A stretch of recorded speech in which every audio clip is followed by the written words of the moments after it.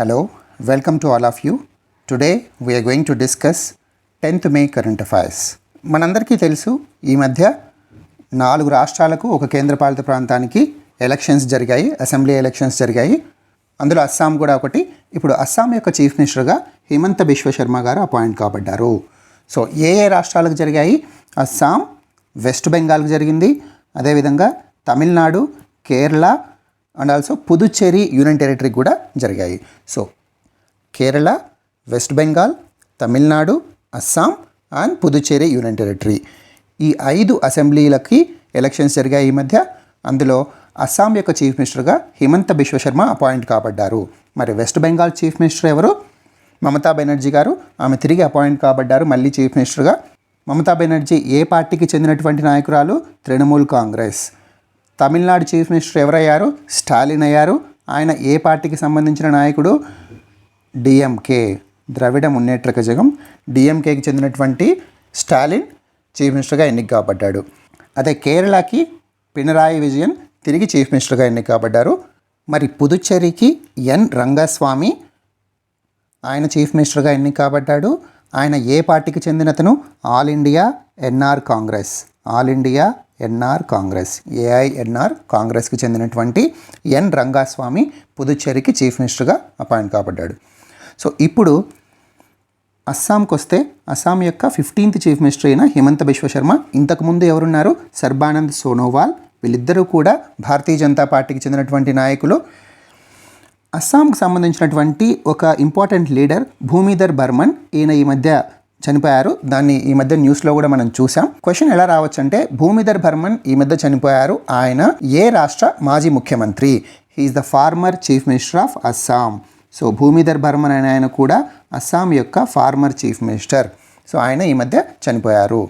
అస్సాం గురించి మనం మాట్లాడుతున్నాం కాబట్టి అస్సాంలో 5 నేషనల్ పార్క్స్ ఉన్నాయి. వెరీ వెరీ ఇంపార్టెంట్, ఎందుకంటే నార్త్ ఈస్ట్ ఏరియాలో rich wildlife and fauna ఉంటుంది.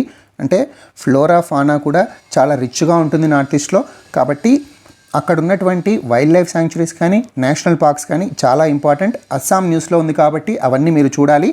సో నేషనల్ పార్క్స్లో Kaziranga national park, Dibru Saikhowa national park, Rajiv Gandhi Orang national park, Manas national park, Nameri national park, ఈ 5 నేషనల్ పార్క్స్ ఉన్నాయి అస్సాంలో. అంతేకాకుండా చాలా వైల్డ్ లైఫ్ శాంక్చురీస్ కూడా ఉన్నాయి. ఇందులో కజిరంగా నేషనల్ పార్క్ చాలా ఇంపార్టెంట్, ఎందుకంటే ఇక్కడ వన్ హార్న్ రైనోసరస్ ఉంటుంది. సో వన్ హార్న్ రైనోసరస్కి ఇది ఇంపార్టెంట్ ఇన్హాబిటెడ్ ఏరియా అనమాట. వన్ హార్న్ రైనోసరస్ అంటే ఒక కొమ్ము కలిగినటువంటి ఖడ్గమృగం అంటారు. రైనోసరస్ అంటే ఖడ్గమృగము. అది కజిరంగా నేషనల్ పార్క్లో ప్రపంచంలో ఉన్నటువంటి మొత్తం వన్ హార్న్ రైనోసరస్ సంఖ్యలో 70% కజిరంగా నేషనల్ పార్క్లోనే ఉంటుంది. Very very important. 70% of the one horn rhinoceros in the world are inhabited in the Kaziranga national park. Kaziranga national park ఎక్కడుంది అంటే అస్సాంలో ఉంది. సో అదేవిధంగా మనస్ నేషనల్ పార్క్తో పాటు మనస్ టైగర్ రిజర్వ్, నమేరీ టైగర్ రిజర్వ్ కూడా చాలా ఇంపార్టెంట్. సో ఇవన్నీ కూడా చూడండి మీరు. అస్సాంలో మజూలీ ఐలాండ్ చాలా ఇంపార్టెంట్. ఎందుకు మజూలీ ఐలాండ్ ఇంపార్టెంట్ అంటే, Majuli island is the biggest inhabited riverine island. అంటే అతిపెద్ద నివాసయోగ్యమైనటువంటి నదీ ద్వీపం. ఈ ఐలాండ్లో నివాసం ఉంటారు. అంతేకాకుండా ఇది బిగ్గెస్ట్ అనమాట. సో ప్రపంచంలోకెల్లా అతిపెద్ద నివాసయోగ్యమైనటువంటి నదీ ద్వీపం మజూలీ ఐలాండ్. ఇది ఎక్కడుంది? అస్సాంలో ఉంది. ఇది ఏ రివర్లో ఉందంటే Brahmaputra river. Very important. Brahmaputra రివర్లో మజూలీ ఐలాండ్ ఉంది. ఇది ఏ స్టేట్లో?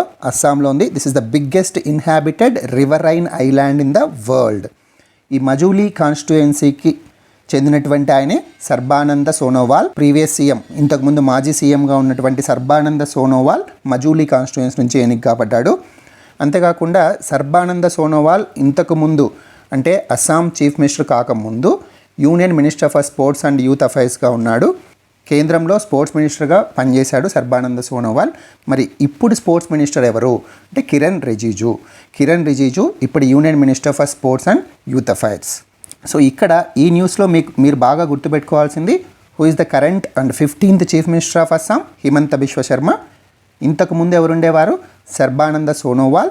భూమిధర్ బర్మన్ కూడా ఇంపార్టెంట్, ఆయన చనిపోయారు. ఆయన మాజీ అస్సాం చీఫ్ మినిస్టర్గా పనిచేశారు. అంతేకాకుండా తరుణ్ గొగోయ్ కూడా చనిపోయారు, ఆయన కూడా మాజీ chief minister of Assam. And Assam న్యూస్లో ఉంది కాబట్టి అస్సాం యొక్క national parks, wild life sanctuaries కూడా మీరు తప్పకుండా చూసుకోవాలి. ఇందాక మనం మజూలీ ఐలాండ్ గురించి కూడా చెప్పుకున్నాం కదా, బిగ్గెస్ట్ ఇన్హాబిటెడ్ రివరైన్ ఐలాండ్ అని. అంతేకాకుండా మజూలీ ఐలాండ్ అనేది ఇండియా యొక్క మొట్టమొదటి ఐలాండ్ డిస్ట్రిక్ట్ అనమాట. ఒక ద్వీపం జిల్లాగా రావడం మొట్టమొదటిసారి భారతదేశంలో. సో భారతదేశపు మొట్టమొదటి ద్వీపపు జిల్లా ఏది అంటే Majuli island. This fact is also very very important. ఈ మధ్య అస్సాం ఇంకో విషయంలో కూడా న్యూస్లో ఉంది. ఆర్సెనిక్ ఆల్బమ్ 30 అనేటువంటి హోమియోపతిక్ మెడిసిన్, ఈ మందు కోవిడ్-19కి ఎఫెక్టివ్గా పనిచేస్తుంది అని చెప్పి ఇండియాకి యుఎస్కి సంబంధించినటువంటి ఒక బయాలజిస్టుల గ్రూప్, అంటే group of biologist belongs to India and USA వాళ్ళు చెప్పారనమాట. వాళ్ళలో అస్సాంకు చెందినటువంటి స్వరూప్ రాయ్ అతను కూడా ఉన్నాడు. సో ఆర్సెనిక్ ఆల్బమ్ 30 కోవిడ్-19కి పనిచేస్తుందని చెప్పి ఇండో యుఎస్ బయాలజిస్ట్ గ్రూప్ చెప్పింది. అందులో అస్సాంకు సంబంధించినటువంటి డాక్టర్ స్వరూప్ రాయ్ ఉండడం వల్ల అస్సాం న్యూస్లోకి వచ్చింది. మనం ఇంతకుముందు కోవిడ్-19 గైడ్లైన్స్ కూడా చూస్తే మన యూనియన్ హెల్త్ మినిస్ట్రీ కూడా ఆర్సెనిక్ ఆల్బమ్ 30 వాడమని చెప్పి ఒక గైడ్లైన్స్లో కూడా చెప్పింది. ధుబ్రీ టు ఫుల్బారీ బ్రిడ్జ్, ధుబ్రీ అస్సాంలో ఉంది, Phulbari is in Meghalaya. So అస్సాంని మేఘాలయాని కనెక్ట్ చేసేటువంటి ధుబ్రీ టు ఫుల్బారీ బ్రిడ్జ్, దీన్ని ప్రధానమంత్రి నరేంద్ర మోడీ గారు ఇటీవల లాంచ్ చేశారు, ఫిబ్రవరిలో లాంచ్ చేశారు. ఇది దాదాపు ధుబ్రీ నుంచి ఫుల్బారీ ఉన్నటువంటి 250 కిలోమీటర్ డిస్టెన్స్ని 19 కిలోమీటర్స్ చేస్తుంది. So this is also very important, Dhubri to Phulbari bridge, Assam to Meghalaya. అదేవిధంగా అస్సాం గవర్నమెంట్ భ్రమణ్ సారథి అనేటువంటి ఒక స్కీమ్ లాంచ్ చేసింది అస్సాం గవర్నమెంట్. ఈ భ్రమణ్ సారథి స్కీమ్లో పింక్ బస్సెస్ ఉంటాయన్నమాట. అందులో విమెన్కి 60 ఇయర్స్ అబవ్ ఉన్న అందరికీ ఫ్రీగా ట్రాన్స్పోర్టేషన్ ఉంటుంది. సో ఈ భ్రమణ్ సారథి స్కీమ్ కూడా ఇంపార్టెంట్. అంతేకాకుండా అస్సాంలో దీపోర్ బీల్ లేక్ కూడా important lake. So Deepor Beel lake నుంచి ఇది ఎక్కడుందని అడిగే అవకాశం ఎక్కువ ఉంటుంది, అస్సాంలో ఉంటుంది. ఇది రామ్సార్ సైట్ అనమాట. రామ్సార్ సైట్ అంటే మనకు అందరికీ తెలుసు, ఇంపార్టెంట్ వెట్లాండ్స్ని రామ్సార్ సైట్ కింద క్లాసిఫై చేస్తారు. రామ్సార్ అనేది ఇరాన్లో ఉంది. February 2 wetlands day, international wetlands day, ప్రపంచ తడినేళ్ల దినోత్సవం February 2. So Deepor Beel lake కూడా ఒక రామ్సార్ సైట్, ఇది అస్సాంలో ఉంది, very important. So next news item, DCGI approves DRDO's anti Covid drug. This is very important. ఇప్పుడు చాలామంది భారతదేశంలో కోవిడ్ విపత్కర పరిస్థితుల వల్ల చాలామంది చనిపోతున్నారు, ఆక్సిజన్ అందక ఇబ్బందులు పడుతున్నారు. ఇలాంటి పరిస్థితుల్లో మనకు ఒక మంచి పరిణామం అని చెప్పొచ్చు, ఇది ఒక గుడ్ న్యూస్ అని చెప్పొచ్చు ఇండియాకి. DCGI DRDO యొక్క యాంటీ కోవిడ్ డ్రగ్కి అప్రూవల్ ఇచ్చింది. ఇది ఎలాంటి డ్రగ్ అంటే ఇది ఒక ఓరల్ డ్రగ్, అంటే మనము ఈ డ్రగ్ని ఓరల్గా తీసుకోవచ్చు. అంటే ఇవి ఒక శాచెట్స్ ఫామ్లో వస్తాయి. ఆ శాచెట్లో ఈ డ్రగ్ పౌడర్ రూపంలో ఉంటుంది. దాన్ని వాటర్లో కలుపుకొని కోవిడ్ పేషెంట్స్ తీసుకోవాలి. మైల్డ్ నుంచి సివియర్ సిమ్టమ్స్ ఉన్నటువంటి కోవిడ్ పేషెంట్స్కి వర్క్ చేస్తుందని చెప్తున్నారు DRDO యొక్క చీఫ్ ఎవరు, జి సతీష్ రెడ్డి గారు. కోవిడ్-19 పేషెంట్స్ యొక్క బాడీలో ఆక్సిజన్ లెవెల్స్ కూడా తగ్గిపోకుండా ఉంచడానికి కాపాడుతుంది. అంతేకాకుండా కోవిడ్-19 పేషెంట్స్ వాళ్ళ లోపల ఉన్నటువంటి వైరల్ లోడ్ ఎక్కువ అవ్వకుండా, జనరల్గా కోవిడ్-19 పేషెంట్స్లో కరోనా వైరస్ ఎప్పటికప్పుడు మల్టిప్లై అవుతూ ఉంటుంది. ఈ మల్టిప్లికేషన్ని ఆపి వైరల్ లోడ్ని ఎక్కువ కాకుండా ఈ కోవిడ్-19 ఓరల్ డ్రగ్ DRDO ఏదైతే డెవలప్ చేసిందో ఈ ఓరల్ డ్రగ్ చూసుకుంటుంది. దీని పేరేంటి అంటే 2-deoxy-D-గ్లూకోజ్, లేదా షార్ట్గా 2DG అని పిలుస్తారు. Two deoxy D glucose, very very important for examinations. దీన్ని ఎవరు డెవలప్ చేశారు? DRDOలో ఏ ల్యాబ్ డెవలప్ చేసింది అంటే institute of nuclear medicine and allied services, INMAS, institute of nuclear medicine and allied services. ఇది డాక్టర్ రెడ్డీస్ ల్యాబొరేటరీస్ కోఆపరేషన్తో కలిసి డెవలప్ చేసింది. డాక్టర్ రెడ్డీస్ ల్యాబొరేటరీస్ హైదరాబాద్, ఇది డాక్టర్ రెడ్డీస్ ల్యాబొరేటరీస్ హైదరాబాద్ వాళ్ళతో కలిసి institute of nuclear medicine and allied services DRDO వీళ్ళు డెవలప్ చేశారు. So ఇదొక ఓరల్ డ్రగ్. దీన్ని డెవలప్ చేయడము వాడడం కూడా చాలా ఈజీ. ఇది కోవిడ్-19 పేషెంట్స్లో వైరల్ లోడ్ ఎక్కువ అవ్వకుండా చూసుకుంటుంది. అంతేకాకుండా ఆక్సిజన్ లెవెల్స్ పడిపోకుండా కూడా కాపాడుతుంది. అంతేకాకుండా DRDO చీఫ్ అయినటువంటి సతీష్ రెడ్డి గారు ఏం చెప్తున్నారు అంటే 3 రోజుల్లోనే ఇంప్రూవ్మెంట్ కనిపిస్తుంది అని చెప్తున్నారు. అంటే ఇది వాడినటువంటి 3 డేస్లో ఇంప్రూవ్మెంట్ కనిపిస్తుంది. మరి ఇది ఎప్పుడు రోల్ అవుట్ అవుతుంది, ఎప్పుడు ఇండియాలో వీళ్ళు లాంచ్ చేయబోతున్నారు అంటే May 11th, అంటే రేపు ఇది ఇండియాలో లాంచ్ చేస్తున్నారు. May 11th వీళ్ళు లాంచ్ చేయబోతున్నారు. This is very very important news. ఇప్పుడు డిఆర్డిఓ గురించి మనం మాట్లాడుతున్నాం కాబట్టి ఈ మధ్య కాలంలో డిఆర్డిఓ ఏ విషయాల్లో న్యూస్లో ఉందో కూడా చూద్దాం. ఆత్మన్ ఏఐ. సో ఇది డిఆర్డిఓ డెవలప్ చేసినటువంటి ఒక ఆర్టిఫిషియల్ ఇంటెలిజెన్స్ అల్గారిథం అనమాట. ఈ అల్గారిథం ఏం చేస్తుందంటే మనం చెస్ట్ ఎక్స్రే, COVID-19 పేషెంట్స్ యొక్క చెస్ట్ ఎక్స్రే ఈ టూల్కి ఇస్తే కనుక అది COVID-19 ఉందా లేదా, ఎంత సివియారిటీలో ఉందని కూడా డిటెక్ట్ చేయగలుగుతుంది. సో వాళ్ళు ఆత్మన్ ఏఐ అనేటువంటి ఒక టూల్ని ఇన్వెంట్ చేశారు, కనిపెట్టారు.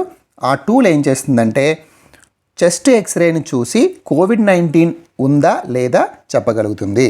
ఇది ఎవరు డెవలప్ చేశారు? డిఆర్డిఓ యొక్క centre for artificial intelligence and robotics, CAIR. ఈ టూల్ వల్ల ఇప్పుడు చాలామంది డాక్టర్స్ లంగ్స్లో COVID-19 వల్ల ఎంత ఇన్ఫెక్షన్ ఉందో, ఎంత లంగ్స్ ఇన్ఫెక్ట్ అయ్యాయో తెలుసుకోవడం కోసం చెస్ట్ సిటీ స్కాన్ చెప్తున్నారు. ఈ చెస్ట్ సిటీ స్కాన్ చాలా కాస్ట్లీగా ఉండడమే కాకుండా విలేజెస్లో లేదా చిన్న చిన్న టౌన్స్లో అందుబాటులో ఉండడం లేదు. కాబట్టి ఈ టూల్ కనుక అందరికీ అందుబాటులోకి వస్తే విలేజెస్కి అండ్ మారుమూలలో ఉన్నటువంటి ప్రజలకు చాలా హెల్ప్ఫుల్గా ఉంటుంది. ఎందుకంటే జస్ట్ ఎక్స్రే ద్వారానే వాళ్ళ ఇన్ఫెక్షన్ లెవెల్స్ చెప్పొచ్చు. అంతేకాకుండా సిటీ స్కాన్ యొక్క అవసరం లేకుండా చాలా తక్కువ ఖర్చుతో అందరికీ అందుబాటులో ఉండేలాగా ఈ ఆత్మన్ ఏఐ టూల్ అనేది యూస్ఫుల్గా ఉంటుంది. ఈ మధ్యన మనం ఇంకొక న్యూస్ చూసాం, Python 5 air to air missile. Python 5 air to air మిసైల్ని డిఆర్డిఓ టెస్ట్ చేసింది.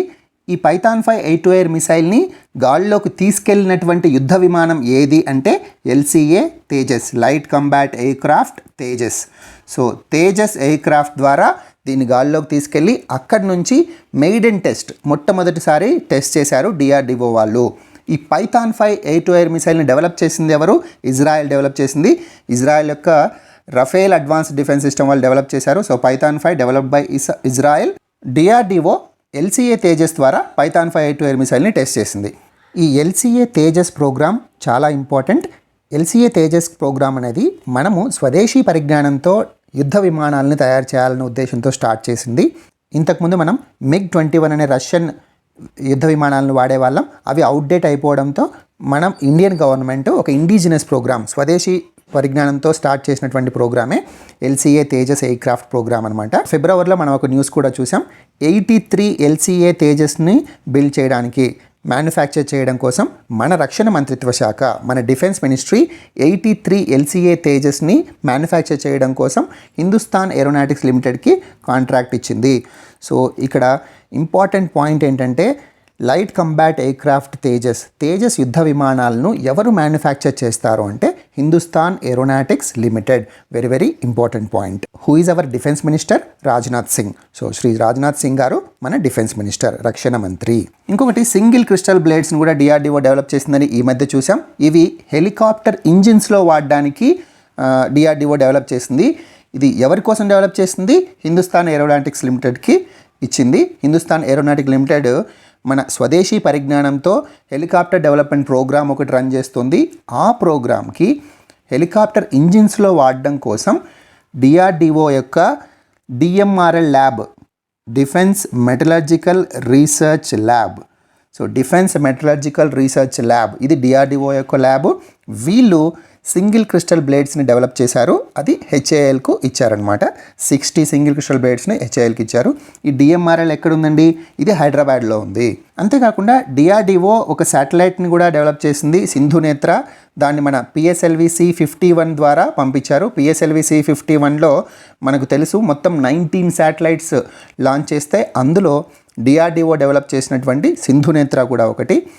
ఇది ఎందుకు సింధునేత్ర యూజ్ ఏంటి అంటే మన ఇండియన్ ఓషన్, మన వాటర్స్లో అంటే ఇండియాకు సంబంధించినటువంటి టెరిటోరియల్ వాటర్స్లో, హిందూ మహాసముద్రంలో ఏవైనా అనుమానాస్పదంగా షిప్స్ ఉంటే, సస్పీషియస్ షిప్స్ ఉంటే వాటిని ఐడెంటిఫై చేయడానికి.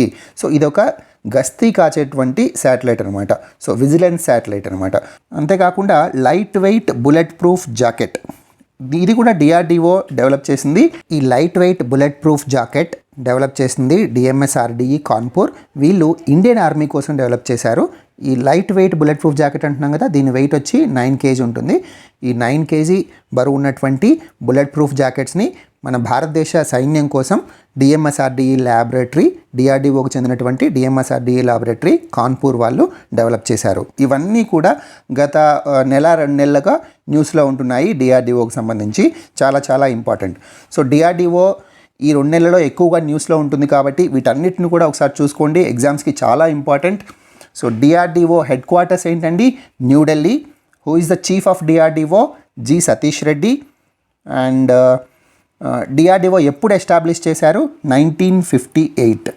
సో ఈ ఇయర్ అనేది ఒక్కొక్కసారి మ్యాచింగ్లో అడుగుతుంటారు, జతపరచుము అని చెప్పి ఇటువైపు DRDO, ISRO ఇలాంటి ఆర్గనైజేషన్స్ ఇచ్చి అవి ఎస్టాబ్లిష్ చేసినటువంటి సంవత్సరాలు ఇటు సైడ్ ఇస్తూ ఉంటారు, ఇంకొక సైడ్ ఇస్తూ ఉంటారు. సో ఈ ఇయర్స్ కూడా చాలా ఇంపార్టెంట్. సో DRDO 1958లో ఎస్టాబ్లిష్ చేశారు. సో ఇక్కడ యాక్చువల్ మన న్యూస్ ఏంటి? DRDO ఒక anti Covid oral drug, COVID-19 పేషెంట్స్కి త్వరగా రికవర్ అయ్యేటువంటి మందు కనుక్కుంది DRDO. ఇది ఓరల్ డ్రగ్, ఇది శాచెట్స్ రూపంలో వస్తుంది. 3 daysలోనే రికవర్ అవుతారని చెప్తున్నారు. అంతేకాకుండా ఎవరు డెవలప్ చేశారు? INMAS and doctor Reddy's laboratories Hyderabad. దీని పేరేంటి? 2-deoxy-D-glucose, 2DG. Very very important. ఇది ఎప్పుడు లాంచ్ చేస్తున్నారు? May 11th లాంచ్ చేస్తున్నారు. సో నెక్స్ట్ న్యూస్ ఐటమ్, ఇది చాలా important. NITI Aayog's great Nicobar plan. Around 2 months back NITI Aayog, మన దేశంకి సంబంధించినటువంటి నీతి ఆయోగ్ గ్రేట్ నికోబార్ ఐలాండ్లో, సో ఈ గ్రేట్ నికోబార్ ఐలాండ్ ఎక్కడుందండి? అండమాన్ నికోబార్ దీవుల్లో సదర్న్ మోస్ట్ ఐలాండ్, అంటే దక్షిణాన ఉంది గ్రేట్ నికోబార్ ఐలాండ్. ఈ ఐలాండ్లో ఒక డెవలప్మెంట్ ప్రాజెక్ట్కి నీతి ఆయోగ్ స్కెచ్ వేసింది. అందులో ఏవేవి ఉంటాయి అంటే, ఒక గ్రీన్ ఫీల్డ్ ఇంటర్నేషనల్ ఎయిర్పోర్ట్ ఉంటుంది, ఒక పవర్ ప్లాంట్, ఒక పోర్ట్ ఉంటుంది, అంతేకాకుండా ఒక టౌన్షిప్. సో ఇవన్నీ నీతి ఆయోగ్ ప్లాన్ చేసింది. ఎందుకోసం? గ్రేట్ నికోబార్ ఐలాండ్ని డెవలప్ చేయడం కోసం ఒక డెవలప్మెంటల్ ప్లాన్ వేసిందనమాట. కానీ ఈ ప్లాన్ని environment appraisal committee EAC oppose చేసింది. అంటే ఎన్విరాన్మెంటల్ అప్రైజల్ కమిటీ అప్పుడు అప్రూవ్ చేయలేదు. దీనివల్ల చాలా ఎన్వైర్న్మెంట్ కన్సర్న్స్ ఉన్నాయి, పర్యావరణం దెబ్బతింటుంది. ఎందుకంటే నీతి ఆయోగ్ చెప్పినటువంటి ఈ ప్లాన్ వల్ల దాదాపు 1/4 of great Nicobar's coastal area disturb అవుతుంది. అంటే గ్రేట్ నికోబార్ అనేది అండమాన్ నికోబార్ దీవుల్లో ఉంది కదండి, అది బే ఆఫ్ బెంగాల్లో ఉంటుంది. కాబట్టి ఇప్పుడు నీతి ఆయోగ్ యొక్క ప్లాన్లో దాదాపు కోస్టల్ ఏరియా కిందకు వస్తుంది. సో 1/4 వచ్చి కోస్టల్ ఏరియా కిందకు వస్తుంది. దీనివల్ల అక్కడ ఉన్నటువంటి ప్రిస్టీన్ ఎన్వైరన్మెంట్, అంటే అక్కడ ఉన్న చాలా ఫారెస్ట్లు ఉంటాయి, ట్రాపికల్ ఫారెస్ట్ ఉంటాయి, వాటిని ఉష్ణమండల అరణ్యాలు అంటారు. మనకు తెలుసు అండమాన్ నికోబార్ దీవుల్లో ట్రాపికల్ ఎవర్ గ్రీన్ ఫారెస్ట్ ఉంటాయి. సో ఈ ఫారెస్ట్ దెబ్బతింటాయి, కోస్టల్ ఏరియా దెబ్బతింటుంది. కాబట్టి ఈ ప్రాజెక్ట్కి మేము అనుమతి ఇవ్వము అని చెప్పి ఎన్విరాన్మెంటల్ అప్రైజల్ కమిటీ ఇంతకుముందు లాస్ట్ మంత్లో చెప్పింది. కానీ ఇప్పుడు ఏం చేసిందంటే, ఇప్పుడు న్యూస్లో ఏమొచ్చిందంటే, ఎన్విరాన్మెంటల్ అప్రైజల్ కమిటీ ఈ ప్రాజెక్ట్ వల్ల ఎన్విరాన్మెంట్ ఏ రకంగా ఇంపాక్ట్ అవుతుంది. సో ఎన్విరాన్మెంటల్ ఇంపాక్ట్ అసెస్మెంట్ అనేది చాలా ఇంపార్టెంట్. ఏదైనా ఒక ప్రాజెక్ట్ స్టార్ట్ చేసేటప్పుడు దానివల్ల ఏ ఏరియాలు, ఏ ల్యాండ్స్కేప్స్ దెబ్బతింటాయి, లేదా ఏ ల్యాండ్స్కేప్స్ ఆ ప్రాజెక్ట్ యొక్క పరిధిలోకి వస్తాయి, ఇవన్నీ ఫస్ట్ స్టడీ చేయాలి. ఆ తర్వాత ఆ ప్రాజెక్ట్ వల్ల వాటికి వచ్చే నష్టం ఏంటో స్టడీ చేయాలి.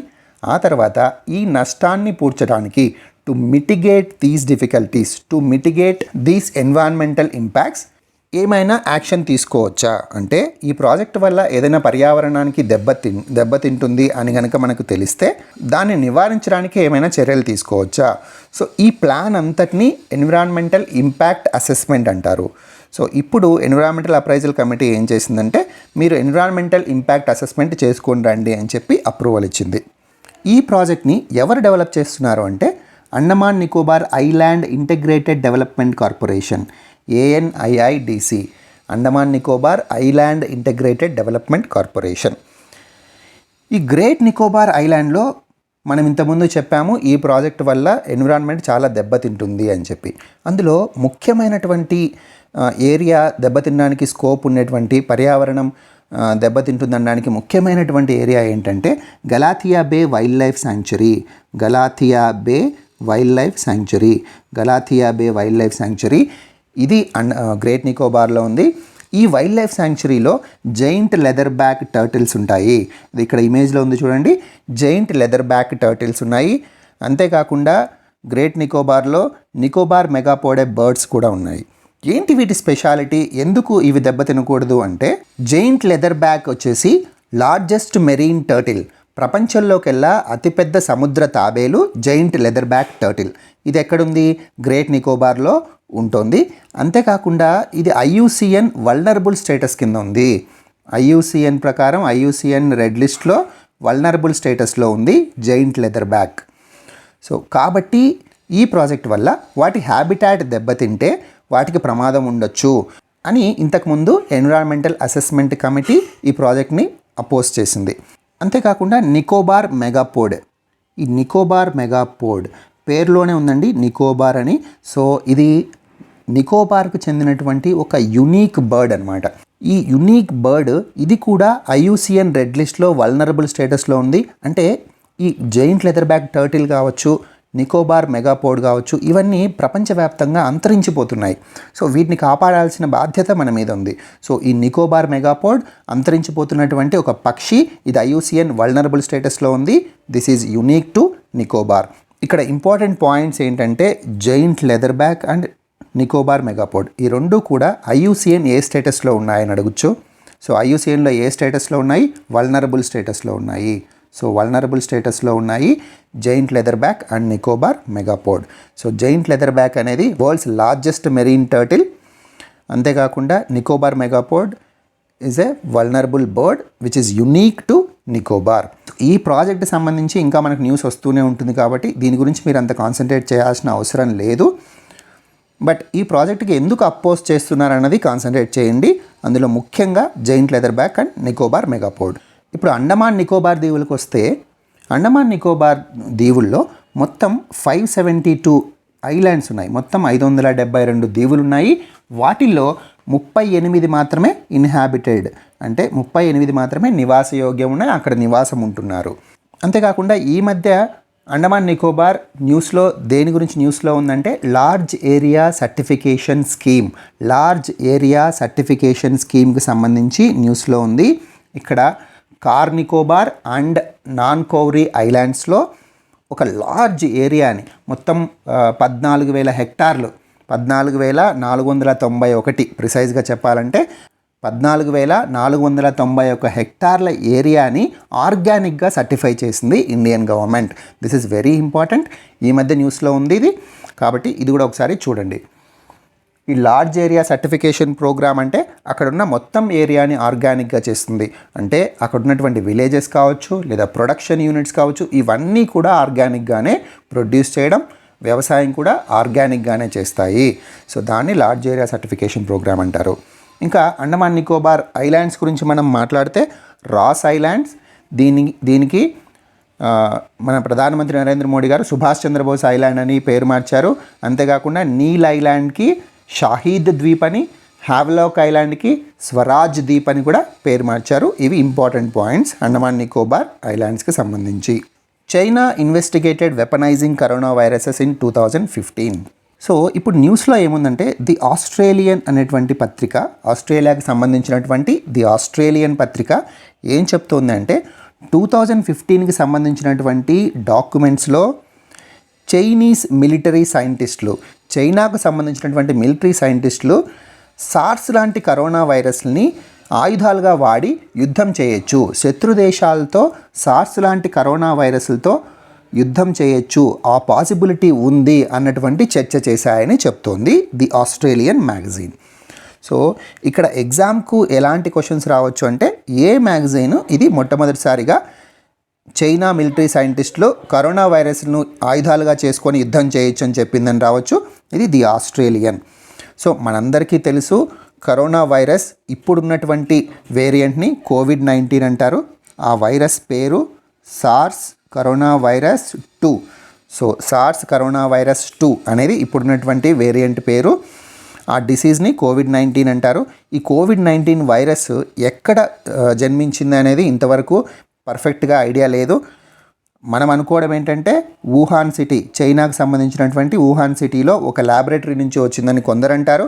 లేదు, వుహాన్ సిటీలోని ఒక వెట్ మార్కెట్, అంటే అక్కడ ఒక నాన్ వెజిటేరియన్ మార్కెట్ నుంచి వచ్చిందని కొందరు అంటారు. ఇప్పుడు ఈ న్యూస్ని బట్టి, ఇక్కడ ది ఆస్ట్రేలియన్ మ్యాగజైన్ చెప్పినటువంటి లేదా రిలీజ్ చేసినటువంటి డాక్యుమెంట్స్ని బట్టి ప్రపంచమంతా ఏమని డిస్కస్ చేస్తున్నారు అంటే 2015లోనే చైనీస్ మిలిటరీ సార్స్ లాంటి కరోనా వైరస్ని ఒక ఆయుధంగా మార్చుకొని యుద్ధం చేయడానికి చర్చ జరిపితే ఖచ్చితంగా ఇప్పుడున్నటువంటి కోవిడ్-19 కూడా చైనా నుంచే పుట్టింటుంది. చైనా వాళ్ళే మ్యాన్ మేడ్గా తయారు చేసి ఉంటారు. So this is man made virus అని ఇప్పుడు డిస్కస్ చేసుకుంటున్నారు. దీనికి సంబంధించినటువంటి సరైన రుజువులు ఎవరి దగ్గర లేవు.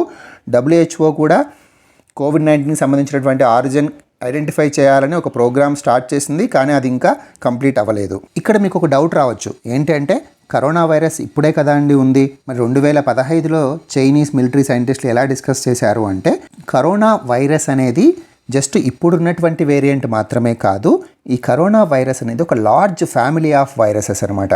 అంటే ఒక గ్రూప్ ఆఫ్ వైరసెస్, చాలా వైరసెస్లు కరోనా వేరియంట్స్ ఉన్నాయి. అంటే మనకు రోజు వచ్చేటువంటి కామన్ కోల్డ్, సాధారణంగా వచ్చే జలుబు దగ్గర నుంచి సార్స్ అంటే severe acute respiratory syndrome. So సాధారణ జలుబు దగ్గర నుంచి సార్స్ వరకు అన్ని రకాలైనటువంటి రెస్పిరేటరీ డిసీజెస్, శ్వాసకోశ సంబంధ వ్యాధులు కలిగించేటువంటి వైరస్నే కరోనా వైరస్ అంటారు. అంటే కరోనా వైరస్ అంటే ఇప్పుడున్న వైరస్ ఒకటే కాదు, సాధారణ జలుబు నుంచి సార్స్ వరకు అన్ని రకాల శ్వాసకోశ సంబంధ వ్యాధులను కలిగించే వాటన్నిటిని కరోనా వైరస్ ఫ్యామిలీ కింద చెప్తారు. సో ఇప్పుడున్నటువంటి వేరియంట్ ఏంటి అంటే సార్స్ కరోనా వైరస్ 2. దీని పేరు సార్స్ కరోనా వైరస్ 2. సో ఇక్కడ చైనా వాళ్ళు 2015లోనే 3వ ప్రపంచ యుద్ధం జరిగితే అది జీవాయుధాలతోనే జరగాలి, బయో వెపన్స్తోనే జరగాలి. అలాంటి వెపన్గా మనము కరోనా వైరస్, సార్స్ లాంటి కరోనా వైరస్ను వాడుకొని శత్రు దేశాలపైన దండెత్తచ్చు అని అప్పుడే డిస్కస్ చేశాయి. సో దానికి సంబంధించినటువంటి news the Australian magazine release చేసింది. Eminent sculptor Raghunath Mohapatra. So ఈయన పేరు రఘునాథ్ మొహపాత్ర. సో ఈయన పేరు మోసినటువంటి అంతర్జాతీయంగా ఖ్యాతిగాంచినటువంటి శిల్పకారుడు అనమాట రఘునాథ్ మొహపాత్ర. ఈయన ఇటీవలే కోవిడ్-19 వల్ల చనిపోయారు. ఈయన ఒక గొప్ప శిల్పకారుడే కాకుండా రాజ్యసభ సభ్యుడు కూడా. So is not only a great sculptor, is also Rajya Sabha member. So అతను ఎంపీ అనమాట. సో ఈయన కోవిడ్-19 వల్ల ఇటీవలే మరణించాడు. ఇతనికి పద్మశ్రీ, పద్మభూషణ్, పద్మవిభూషణ్ కూడా వచ్చింది. సో పద్మవిభూషణ్ అవార్డు 2013లో పద్మవిభూషణ్ అవార్డు కూడా ఈయన నామినేట్ అయ్యారు. సో ఈయన పేరు చాలా ఇంపార్టెంట్, రఘునాథ్ మొహపాత్ర. ఈయన పేరు ఇచ్చి ఈయన ఏ ఫీల్డ్కి చెందినటువంటి వ్యక్తి అని అడగచ్చు. సో ఈయన స్కల్ప్టర్ అని ఇచ్చినా కూడా కరెక్ట్ ఆన్సర్, లేదా రాజ్యసభ మెంబర్, పాలిటిక్స్ అని ఇచ్చినా కూడా కరెక్ట్ ఆన్సర్ అని చెప్పొచ్చు. Chinese rocket debris in Indian ocean. మనం న్యూస్లో చూసాం. సో రోజు ప్రపంచమంతా కూడా ఒక రకమైనటువంటి సందిగ్ధంలో ఉండింది. చైనాకు సంబంధించినటువంటి long March 5B rocket China యొక్క స్పేస్ స్టేషన్ను స్టార్ట్ చేయడం కోసం ఒక ముఖ్యమైనటువంటి మాడ్యూల్ని తీసుకెళ్ళింది. దాన్ని కక్షలో ఆర్బిట్లో పెట్టిన తర్వాత రిటర్న్ వచ్చేటప్పుడు అది కంట్రోల్ తప్పిపోయింది. ఈ కంట్రోల్ తప్పుకోవడం వల్ల ఎక్కడ పడుతుందో ట్రాకింగ్ లేదు. అంతేకాకుండా అది జనావాసాల్లో పడకుండా చేయడానికి ఎటువంటి కంట్రోలు వాళ్ళ దగ్గర లేదనమాట. కాబట్టి ప్రపంచమంతా కూడా అన్ని స్పేస్ ఏజెన్సీస్, ముఖ్యంగా నాసా వాళ్ళు, సో యూరోపియన్ స్పేస్ ఏజెన్సీ, వీళ్ళందరూ కూడా ఇది ఎక్కడ పడుతుందో గెస్ చేయడానికి, ఒకవేళ ఏదైనా జనాల మీద పడితే ప్రమాదం ఉంటుంది, జనాలకు మరణాలు లేదా ఆస్తి నష్టం సంభవించే అవకాశం ఉంది, కాబట్టి దీన్ని ట్రాక్ చేస్తూ ఉన్నారు. ఇది అదృష్టవశాత్తు మాల్దీవ్స్ దగ్గర ఉన్న ఇండియన్ ఓషన్లో పడిందని చెప్తున్నారు. సో హిందూ మహాసముద్రంలో పడింది. మాల్దీవ్స్ దగ్గర హిందూ మహాసముద్రంలో ఈ Chinese rocket long March 5B దాని యొక్క శకలాలు కూలాయి. సో చైనా స్పేస్ ఏజెన్సీ చెప్పేది ఏంటి అంటే, దాదాపు చాలా మటుకు శకలాలు ఆల్రెడీ గాల్లోనే కాలిపోయాయి, మిగిలిన కొన్ని శకలాలు మాత్రం మాల్దీవ్స్ దగ్గర ఉన్నటువంటి హిందూ మహాసముద్రంలో, ఇండియన్ ఓషన్లో కూలాయని చెప్తున్నారు. సో అసలు ఈ లాంగ్ మార్చ్ 5B రాకెట్ వీళ్ళు ఎందుకు పంపించారు అంటే, Tiangong space station. So China వాళ్ళు వాళ్ళ ఓన్ స్పేస్ స్టేషన్ని స్టార్ట్ చేస్తున్నారు. అది 2022 ఎండింగ్ లోపల, బై ద ఎండ్ ఆఫ్ 2022 వచ్చే సంవత్సరం అంతం లోపల టియాంగాంగ్ స్పేస్ స్టేషన్ని వాళ్ళు స్టార్ట్ చేయాలని ప్లాన్ చేశారు. సో ఈ ప్లాన్లో భాగంగానే లాంగ్ మార్చ్ 5B రాకెట్ ద్వారా థియానే లేదా దీన్నే హెవెన్లీ హార్మోనీ మాడ్యూల్ అంటారు. సో ఈ థియానే అనే ఒక ఇంపార్టెంట్ మాడ్యూల్ ఇది దేనికి పనికి వస్తుంది అంటున్నారంటే వాళ్ళు ఆ స్పేస్ స్టేషన్ యొక్క మేనేజ్మెంట్ చేయడానికి, కంట్రోల్ చేయడానికి. సో ఆ స్పేస్ స్టేషన్లో మేనేజ్మెంట్కి, కంట్రోల్కి ఒక హబ్ లాంటి తయారు చేస్తున్నారు. దానికి సంబంధించినటువంటి మాడ్యూల్ థియానే మాడ్యూల్. ఈ మాడ్యూల్ని లాంగ్ మార్చ్ 5B రాకెట్ తీసుకెళ్ళింది. దీన్ని సక్సెస్ఫుల్గా అది కక్షలో పెట్టింది ఆ మాడ్యూల్ని. బట్ ఈ అర్త్లోకి రీఎంట్రీ ఇచ్చేటప్పుడు లాంగ్ మార్చ్ 5B రాకెట్ యొక్క కంట్రోల్ కోల్పోయారు చైనీస్ స్పేస్ ఏజెన్సీ. ఇప్పుడున్నటువంటి ఇంటర్నేషనల్ స్పేస్ స్టేషన్ ఇది 1998లో లాంచ్ చేశారు. ఏ దేశాలు ఇందులో భాగస్తులుగా ఉన్నాయంటే Russia, United States of America, Canada, Japan and European space agency. So ఇవన్నీ కూడా కలిసి 1998లోనే ఇంటర్నేషనల్ స్పేస్ స్టేషన్ని స్టార్ట్ చేశారు. ఇప్పుడున్నటువంటి ఇంటర్నేషనల్ స్పేస్ స్టేషన్ ఇది లో అర్త్ ఆర్బిట్లో ఉంది. Very important. లో అర్త్ ఆర్బిట్ అంటే less than 1000 kilometres from the surface of earth. Earth యొక్క ఉపరితలం, భూ ఉపరితలం నుంచి 1000 కిలోమీటర్ల కన్నా తక్కువలో ఉన్నటువంటి కక్షనే లో అర్త్ ఆర్బిట్ అని పిలుస్తారు. ఇప్పుడు ఇలాంటిదే రష్యా కూడా తమ ఓన్ స్పేస్ స్టేషన్ని స్టార్ట్ చేయాలని అనుకుంటోంది. 2030 లోపల మేము మా ఓన్ స్పేస్ స్టేషన్ని స్టార్ట్ చేస్తామని రష్యా చెప్తోంది. సో రష్యా గురించి వస్తే రష్యా ఈ మధ్యనే లూనా 25 అనేటువంటి లూనార్ మిషన్ని కూడా పంపించింది. లూనా 25. ఇండియా యొక్క లూనార్ మిషన్ లాంచ్ చేయబోయేది ఏంటి అంటే చంద్రయాన్ 3. మనకు తెలుసు చంద్రయాన్ 2 దాదాపు ఒక ఫెయిల్యూర్ అని చెప్పొచ్చు. మనం అనుకున్నది చంద్రయాన్ 2 ద్వారా సాధించలేకపోయాము. సో చంద్రయాన్ 3 ఇండియా ప్లాన్ చేస్తున్నటువంటి లూనార్ మిషన్. చైనా యొక్క లూనార్ మిషన్ చాంగ్-ఈ అది 5 ఆల్రెడీ లాంచ్ చేసింది. చాంగ్-ఈ 6 కూడా లాంచ్ చేయబోతోంది. సో ఇప్పుడు న్యూస్లో ఉన్నది ఏంటంటే Chinese rocket long March 5B తిరిగి అర్త్ మీదకి వచ్చేటప్పుడు కంట్రోల్ కోల్పోయి ఆ శకలాలు వచ్చేసి ఇండియన్ ఓషన్లో మాల్దీవ్స్ దగ్గర పడ్డాయి.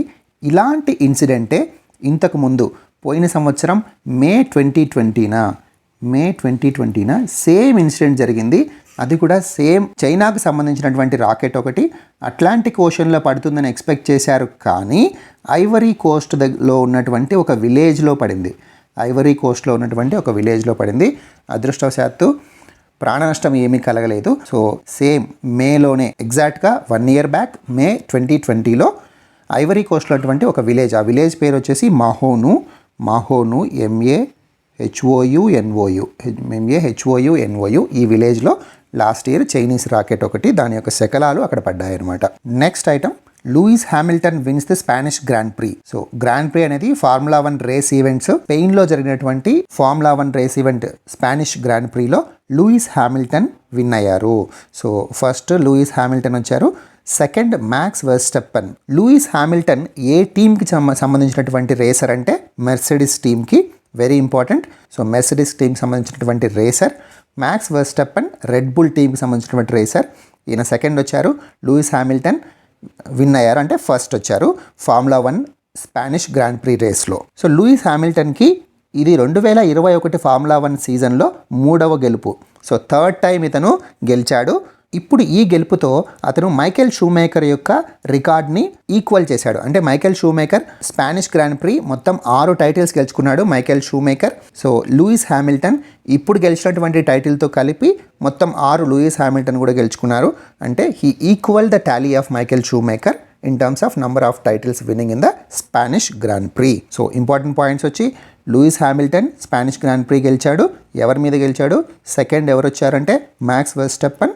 Louis Hamilton belongs to Mercedes team. Max Verstappen ఏ టీంకి సంబంధించినటువంటి రేసర్? రెడ్ బుల్కి సంబంధించినటువంటి రేసర్. 2021 ఫార్ములా 1 సీజన్లో లూయిస్ హ్యామిల్టన్ యొక్క థర్డ్ విన్ ఇది. ఈ గెలుపుతో ఈయన మైకేల్ షూమేకర్ యొక్క 6 స్పానిష్ గ్రాండ్ ప్రీ టాలీని ఈక్వల్ చేశాడు. Aryna Sabalenka and Alexander Zverev won Madrid open. So Madrid open అనేది ఒక టెన్నిస్ ఈవెంట్. మాడ్రిడ్ మనకందరికీ తెలుసు స్పెయిన్ క్యాపిటల్ మాడ్రిడ్. సో మాడ్రిడ్లో జరుగుతుంది కాబట్టి ఈ టెన్నిస్ ఈవెంట్ని మాడ్రిడ్ ఓపెన్ అని పిలుస్తారు. ఈ మాడ్రిడ్ ఓపెన్లో Aryna Sabalenka she's a tennis player. ఈమె విమెన్ సింగిల్స్లో గెలిచారనమాట. ఎవరి మీద గెలిచారంటే అష్లే బాటీ, మనకందరికీ తెలుసు Ashleigh Barty is a number 1 female tennis player. Ashleigh Barty is a number 1 female tennis player. ఆమె మీద Aryna Sabalenka she belongs to Belarus, అంటే బెలారస్కి సంబంధించినటువంటి అరీనా సబలెంకా అష్లే బాటీ మీద గెలిచారు. So Ashleigh Barty she is a number 1 tennis player. Aryna Sabalenka number 4. So she is in 4th position. ఆమె 4వ స్థానంలో ఉంటే అష్లే బాటీ ఏటీపీ ర్యాంకింగ్స్లో నంబర్ 1 ప్లేస్లో ఉంది. సో ఏటీపీ టెన్నిస్ ప్లేయర్స్ అందరికీ ర్యాంకింగ్స్ ఇస్తుందన్నమాట. అందులో అష్లే బాటీ నంబర్ 1 ప్లేస్లో ఉంటే అరీనా సబలెంకా నంబర్ 4 ప్లేస్లో ఉంది. మాడ్రిడ్ ఓపెన్ విమెన్ సింగిల్స్లో అరీనా సబలెంకా అష్లే బాటీ మీద గెలుపొందింది. అంతేకాకుండా అలెగ్జాండర్ జ్వెవ్లేవ్, సో ఇతను అలెగ్జాండర్ జ్వెవ్లేవ్ ఇతను మెన్స్ సింగిల్స్లో బెరెటీనీ మీద గెలుపొందాడు. So who wins men's singles in Madrid open? Alexander Zverev. Madrid ఓపెన్లో గెలిచినటువంటి మేల్ ప్లేయర్ ఎవరు అంటే అలెగ్జాండర్ జ్వెవ్లేవ్. ఫీమేల్ ప్లేయర్ వచ్చి అరీనా సబలెంకా. వీళ్ళిద్దరూ కూడా సింగిల్స్లో గెలిచారు. అలెగ్జాండర్ జ్వెవ్లేవ్ ఇతను ఒక German player. So he belongs to Germany. ఇతను ఏటీపీ ర్యాంకింగ్స్లో మేల్లో 6th ప్లేస్లో ఉన్నాడు. మాథ్యూ బెరెటీని ఇతను బీట్ చేశాడు. మాథ్యూ బెరెటీని ఒక Italian player, he belongs to Italy. ATP ర్యాంకింగ్స్లో ఇతని rank 10th rank. So Alexander Zverev Matteo Berrettini beat చేశాడు. మాథ్యూ బెరెటీని మీద గెలుపొందాడు. మాథ్యూ బెరెటీని ర్యాంక్ వచ్చి 10th rank. He belongs to Italy. Rank అంత important కాదు, but వాళ్ళ నేషనాలిటీ అడిగే అవకాశం ఉంది. They belong to which country అని అడిగే అవకాశం ఉంది. So Berrettini belongs to Italy. He is an Italian player. ఇప్పుడు గెలుపొందినటువంటి అలెగ్జాండర్ జ్వెవ్లేవ్ వచ్చి German player. So next news item, Sinopharm vaccine approved by World health Organization. ఈ సైనోఫార్మ్ వ్యాక్సిన్ అనేది ఎవరు డెవలప్ చేశారు? చైనా వాళ్ళు డెవలప్ చేశారు. వరల్డ్ హెల్త్ ఆర్గనైజేషన్ అప్రూవ్ చేసినటువంటి మొట్టమొదటి Chinese vaccine Sinopharm vaccine. So ఇది వెరీ ఇంపార్టెంట్. సో ఇంతవరకు సైనోఫార్మ్ వ్యాక్సిన్ని వాళ్ళు వాడుతున్నారు, యూస్ చేస్తున్నారు. అయినప్పటికీ WHO అప్రూవల్ ఇంకా పొందలేదు. ఇప్పుడు WHO దీన్ని అప్రూవ్ చేసింది. ఇంకొక చైనీస్ వ్యాక్సిన్ ఏంటంటే సైనోవాక్. ఇది కూడా చైనీస్ వ్యాక్సినే. దీనికి ఇంకా WHO అప్రూవల్ రాలేదు. సో మొట్టమొదటిగా WHO అనుమతి పొందినటువంటి వ్యాక్సిన్ ఏది, చైనా వ్యాక్సిన్ ఏది అంటే సైనోఫార్మ్. ఇది కూడా ఇనాక్టివేటెడ్ వ్యాక్సిన్. అంటే COVID-19 వైరస్ని చంపేసి ఎయిదర్ రేడియేషన్ ద్వారా కావచ్చు, లేదా కెమికల్ రియాక్షన్ ద్వారా కావచ్చు, అంటే కెమికల్స్ వాడి కావచ్చు, లేదా హీట్ ద్వారా కావచ్చు. సో వేడి ద్వారా కావచ్చు, రేడియేషన్ ద్వారా కావచ్చు, రసాయనాల ద్వారా కావచ్చు, COVID-19 వైరస్ని చంపేసి ఆ వైరస్తో ఆ చంపినటువంటి వైరస్ని వ్యాక్సిన్లో వాడతారనమాట. సో అలాంటి వ్యాక్సిన్స్ని ఇనాక్టివేటెడ్ వ్యాక్సిన్స్ అంటారు. అంటే virus was inactivated before making the vaccine. అంటే వైరస్ ఇనాక్టివేటెడ్ స్టేటస్లో ఉంటుంది కాబట్టి వీటిని ఇనాక్టివేటెడ్ వ్యాక్సిన్స్ అంటారు. అలాంటి వ్యాక్సినే కోవాక్సిన్ కూడా. ఇండియాలో మనం వాడుతున్నటువంటి కోవాక్సిన్ కూడా ఇనాక్టివేటెడ్ వ్యాక్సినే. ఈ కోవాక్సిన్ ఎవరు డెవలప్ చేశారు? భారత్ బయోటెక్ హైదరాబాద్కి సంబంధించినటువంటి భారత్ బయోటెక్ వాళ్ళు కోవాక్సిన్ డెవలప్ చేశారు. ఇండియాలో వాడుతున్నటువంటి ఇంకొక వ్యాక్సిన్, అంటే ఇప్పుడు యూజ్లో ఉన్నటువంటి ఇంకొక వ్యాక్సిన్ వచ్చి కోవిషీల్డ్ ఎవరు డెవలప్ చేశారు? ఆక్స్ఫర్డ్ అండ్ ఆస్ట్రాజెనికా వాళ్ళు డెవలప్ చేస్తే ఇండియాలో దీన్ని మ్యానుఫ్యాక్చర్ చేస్తుంది ఎవరు అంటే serum institute. So serum institute of ఇండియాలో మ్యానుఫ్యాక్చర్ చేస్తుంది. Serum institute of India Pune. So పూణేలో ఉన్నటువంటి సీరం ఇన్స్టిట్యూట్ ఆఫ్ ఇండియాలో కోవిషీల్డ్ని మ్యానుఫ్యాక్చర్ చేస్తుంది. బట్ కోవిషీల్డ్ ఇనాక్టివేటెడ్ వ్యాక్సిన్ కాదు. కోవిషీల్డ్ వచ్చి వైరల్ వెక్టార్ వ్యాక్సిన్. కానీ ఈ సైనోవాక్ మన ఇండియాలో తయారు చేసినటువంటి indigenous vaccine Covaxin and Sinopharm, ఈ మూడు కూడా ఇనాక్టివేటెడ్ వ్యాక్సిన్స్. ఈ సైనోఫార్మ్ చైనీస్ వ్యాక్సిన్ని WHO అప్రూవ్ చేసింది అంటే ఇది కోవాక్స్ ప్రోగ్రాంలోకి అలో చేసేటువంటి అవకాశం కూడా ఉంది అని అనుకుంటున్నారు. సో కోవాక్స్ ప్రోగ్రామ్ అంటే ఏంటి? ఇది వెరీ ఇంపార్టెంట్. ఈ కోవాక్స్ ప్రోగ్రామ్ అనేది WHO యొక్క వ్యాక్సిన్ ప్రోగ్రామ్ అనమాట. అంటే ప్రపంచ దేశాల్లో ఉన్నటువంటి అన్ని డెవలపింగ్ కంట్రీసు, పూర్ కంట్రీసు అందరికీ కూడా వ్యాక్సిన్ అందుబాటులో ఉండాలి. COVID-19 వ్యాక్సిన్ అందరికీ అందుబాటులో ఉండాలన్న ఉద్దేశంతో వరల్డ్ హెల్త్ ఆర్గనైజేషన్ స్టార్ట్ చేసినటువంటి ప్రోగ్రామే కోవాక్స్ ప్రోగ్రామ్. అసలు ఈ COVID-19 పాండమిక్ కంటే ముందు కూడా అందరికీ వ్యాక్సిన్ అందుబాటులోకి తేవాలన్న ఉద్దేశంతో గవి అనేటువంటి ఒక వ్యాక్సిన్ అలయన్స్, ఆల్రెడీ గవి అనే ఒక ఇంటర్నేషనల్ ఆర్గనైజేషన్ లేదా గ్లోబల్ వ్యాక్సిన్ అలయన్స్ అంటారు. ఈ గ్లోబల్ వ్యాక్సిన్ అలయన్స్ కూడా ఉంది. ఇందులో భాగంగానే కోవాక్స్ అనే COVID-19 వ్యాక్సిన్ అందుబాటులోకి తెచ్చే ప్రోగ్రామ్ని WHO స్టార్ట్ చేసింది. అందుకే ఈ కోవాక్స్ని గవి కోవాక్స్ అని కూడా పిలుస్తారు. ఈ గవిలో ఎవరెవరు మెంబర్స్గా ఉంటారు అంటే వరల్డ్ హెల్త్ ఆర్గనైజేషన్ ఆబ్వియస్లీ, అంతేకాకుండా యూనిసెఫ్ కూడా మెంబర్, వరల్డ్ బ్యాంక్ ఒక మెంబర్గా ఉంటుంది, Bill and Melinda Gates Foundation కూడా గవి వ్యాక్సినేషన్ అలయన్స్లో ఒక మెంబర్ అనమాట. World health Organization headquarters ఎక్కడండి? Geneva, Switzerland. Very important. Headquarters of World health Organization Geneva, Switzerland. UNICEF headquarters Paris. అదేవిధంగా World Bank headquarters Washington DC, United States of America. So World Bank headquarters వచ్చి Washington DC, United States of America. And who is the president of world bank? David Malpass. So David Malpass అనే ఆయన World Bank యొక్క president. అదేవిధంగా who is chief of WHO chief ఎవరు? Tedros Adhanom. ఎవరు WHO chief? అతను ఏమని పిలుస్తారు? Director general of WHO అంటారు. So director general of WHO is Tedros Adhanom. Very important, ఎందుకంటే WHO ఇప్పుడు ఎప్పుడు న్యూస్లో ఉంటుంది COVID-19 పాండమిక్ వల్ల. సో ఖచ్చితంగా గుర్తుపెట్టుకోవాలి ఇతని పేరు. Tedros Adhanom is the director general of WHO, world health organization. And who is the president of world bank? David Malpass. So last news item for today. India is the fastest country to administer 17 crore doses of COVID-19 vaccine. భారతదేశం 17 కోట్ల డోసెస్ని ఈరోజు అనగా May 10th కల్లా morning 7 AM మన government reports ప్రకారం 17 crore doses COVID-19 వ్యాక్సిన్ని complete చేసింది. So ఈ ఫీట్ని achieve చేసినటువంటి ఫాస్టెస్ట్ కంట్రీ. సో అతి త్వరగా 17 crore డోసెస్ COVID-19 వ్యాక్సిన్స్ని అడ్మినిస్టర్ చేసినటువంటి దేశంగా ఇండియా రికార్డుకి ఎక్కింది. యునైటెడ్ స్టేట్స్ ఆఫ్ అమెరికా అయితే 17 crore డోసెస్ని వేయడానికి 115 రోజులు 115 డేస్ తీసుకుంటే, చైనా 119 డేస్ తీసుకుంది. ఇండియా 114 డేస్ లోపే 17 crore COVID-19 వ్యాక్సిన్ని అడ్మినిస్టర్ చేసింది. ఇండియాలో ఉన్నటువంటి COVID-19 వ్యాక్సినేషన్స్ ఏవేవి? Covishield and Covaxin. Covishield developed by Oxford AstraZeneca but manufactured in India by Serum Institute of India. Covaxin developed by Bharat Biotech Hyderabad in association with ICMR and National Institute of Virology Pune. So this is very important. So this is the current affairs for 10th May 2021. మీకు ఈ current affairs నచ్చినట్లయితే దయచేసి like చేయండి, share చేయండి, మా ఛానల్కి subscribe చేయండి. Thank you so much.